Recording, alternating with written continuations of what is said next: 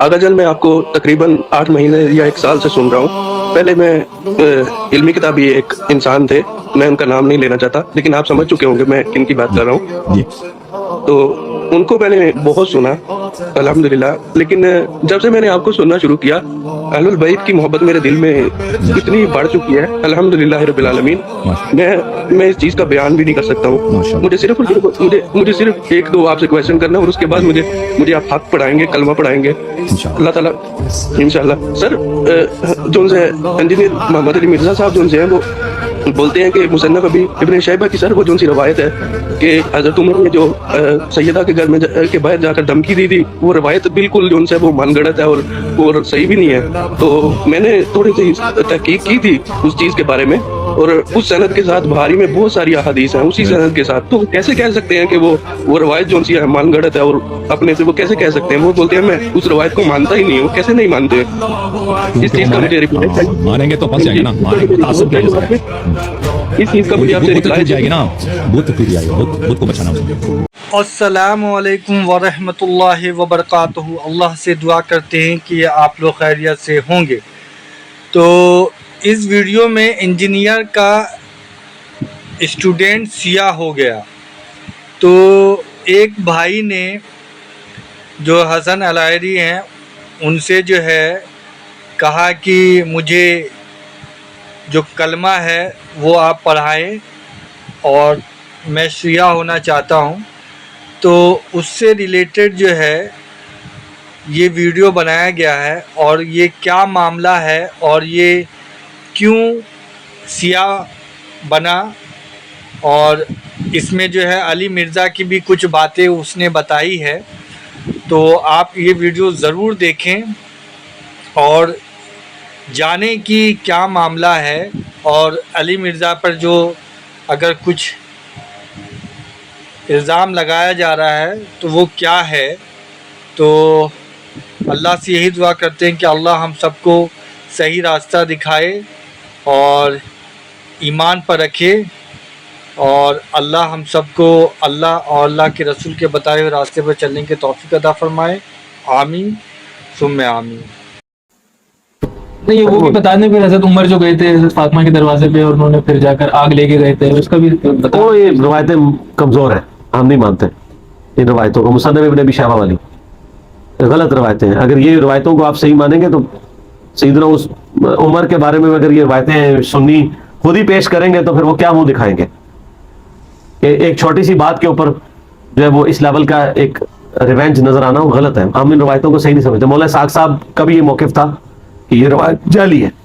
یہ روایت درست نہیں ہے۔ شیخ زبیر صاحب نے مجھے خود بتایا تھا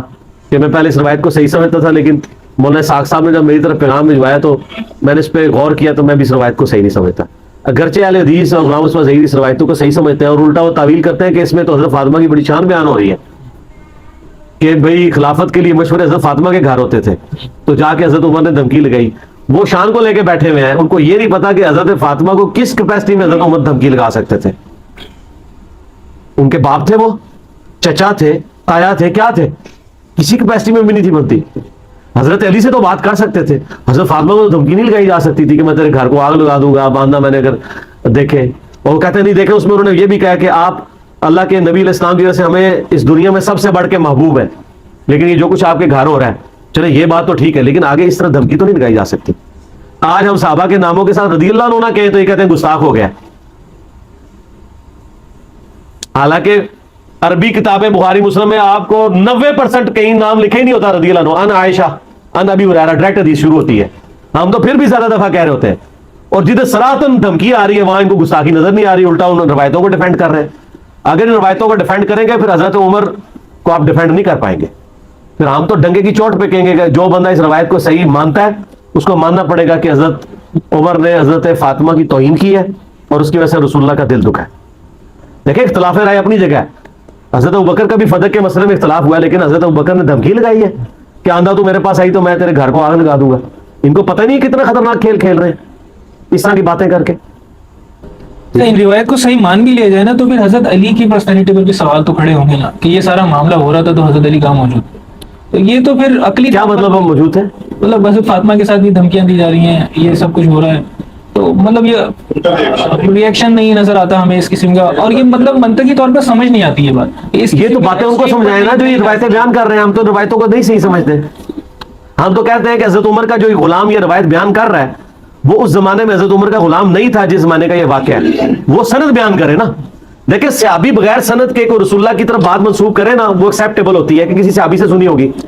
لیکن ایک تابعی اس واقعے کو نقل کر رہا ہے جو اس زمانے میں وہاں موجود نہیں تھا, وہ بتائے نا کہ اس نے کس سے بات سنی ہے. یہاں آپ دیکھیں آج کے جدید دور میں پرائم منسٹر کی اور آرمی چیف کی میٹنگ ہوتی ہے تو ہر صحافی آ کے اپنے حساب سے رنگ بھر رہا ہوتا ہے اس میں, اور بات کچھ کی کچھ نکل آتی ہے. تو اس زمانے میں جب کہ میڈیا بھی نہیں تھا تو کس طریقے سے یہ اندر کی وہ پوری کی پوری باتیں یہ لوگ نکالتے پھر رہے ہیں. عبداللہ بن عباس رضی اللہ تعالیٰ عنہ کہتے ہیں, بخاری اور مسلم دونوں میں, کہ سیدنا عمر کی بیعت رکھی ہوئی تھی اور لوگ آ کے ان کی بیعت پہ سلام پڑھ رہے تھے اور اپنے اپنے انداز میں خراج تحسین پیش کر رہے تھے کہ اس شخص کی وجہ سے اسلام کو کیا عروج ملا. تو کہتے ہیں اتنے میں میں نے محسوس کیا کہ ایک شخص میرے پیچھے آ کے کھڑا ہوا اور اس نے میرے کندھے پہ یوں کونی رکھی, میری پیٹھ اس کی جانب تھی, اس نے کونی میرے کندھے پہ یوں رکھی اور حضرت عمر کی بیعت سے مخاطب ہو کے کہنے لگا کہ اے عمر اللہ تجھ پہ رحم فرمائے, تو روئے عرض پہ ان لوگوں میں سے ایک شخص تھا کہ میری بھی خواہش تھی کہ میں ان اعمال کے ساتھ اللہ کے حضور پیش ہوں, کہ اگر اللہ کے حضور پیش ہونے کے لیے مجھے بہترین اعمال چاہیے تو تیرے اعمال. ظاہر ہے رومن اور پرشین امپائر گھری ہے, کس لیول کا عروج, کیونکہ میں نے رسول اللہ صلی اللہ علیہ وآلہ وسلم سے بارہا سنا تھا, میں ابو بکر اور عمر